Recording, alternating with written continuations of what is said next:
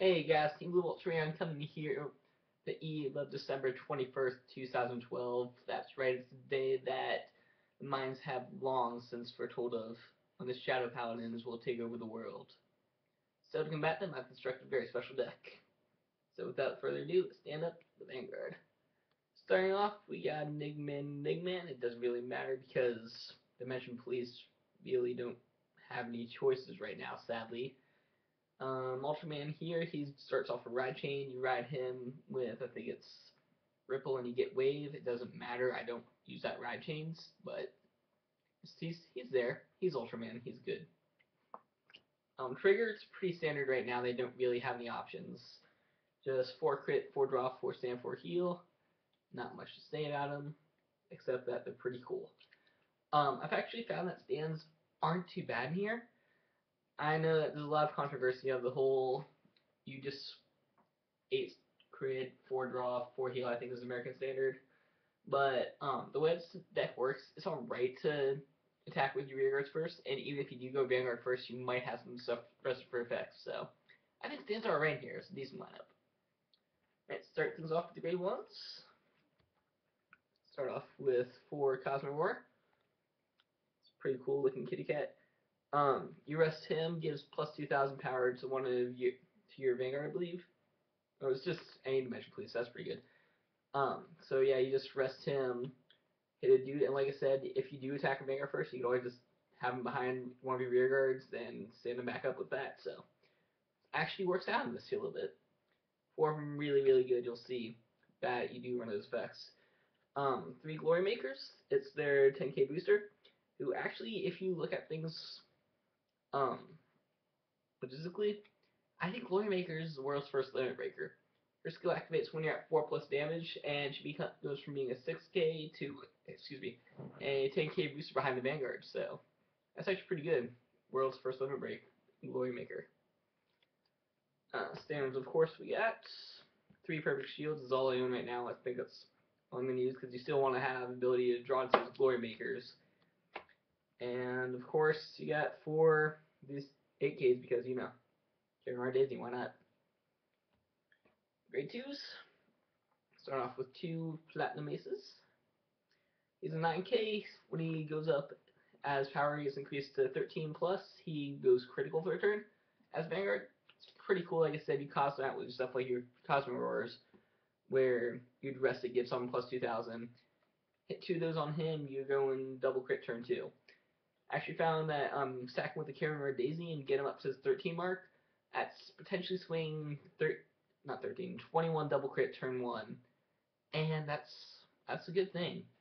Will force deck does force your opponent to guard a lot more than you need to. There's 2 of those. 2 Cosmic Beaks. It's basically the deck's only counterblaster right now. It comes out counterblast 2, gives something plus 4 until your end phase. That automatically kicks off your Platinum Ace, automatically kicks off something else you'll see a little bit later. And yeah, it's really good for counterblast 2 to get all of your critical effects going. So I think 2 of them.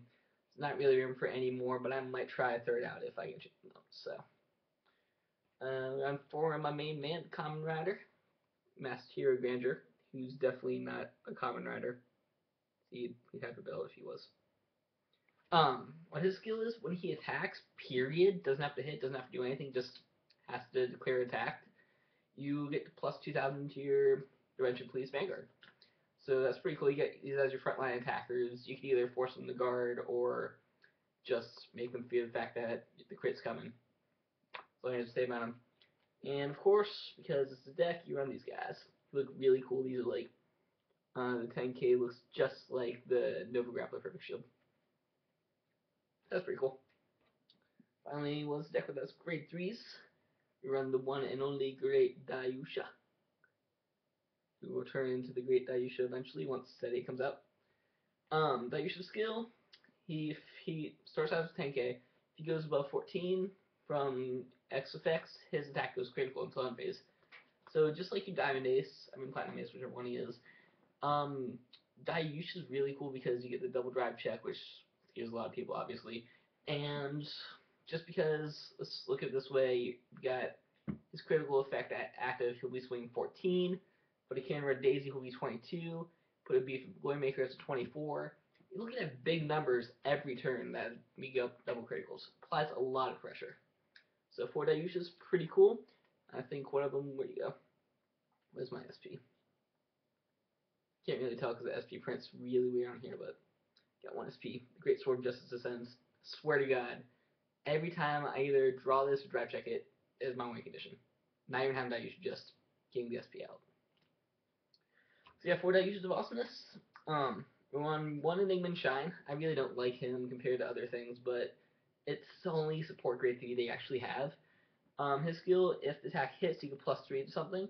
Like I said, it's a force to hit, whereas Grandeur just like meow I attack, so I don't really like it that much. Just kind of have to have it for now. And finally, this is kind of a wildcard slot. You could run pretty much any generic in here. I'm choosing to Aleph, the Embodiment of Victory. Now, the reason I went for him is because the deck doesn't counterblast at all, so the 4 counterblast isn't really that steep. And the thing about his ability, he goes critical, which kind of adds to the theme. Comes 13k, so you put a Kamen Rider Days behind him, and meow, you swing another 21 crit. So, looking at if you got a beef up value shown one row, maybe by Cosmic Beak or some Cosmic Roars or something, that guy will be swinging 20 to 24 double crit. And then after drive checks, after everything else is done, you still got another 21 double crit swing at them, plus whatever tribute you give it. So, multiple double crit attacks, lots of pressure, really good. Like I said, it's kind of a wild card thing. You could run like Boris Clone, or you could run, I think Apollin's good because you don't have any draw power. Like, just those good generic grade 3 should fill up those last few spots, because they don't really have any good support cards until Miracle Beauty comes out next set.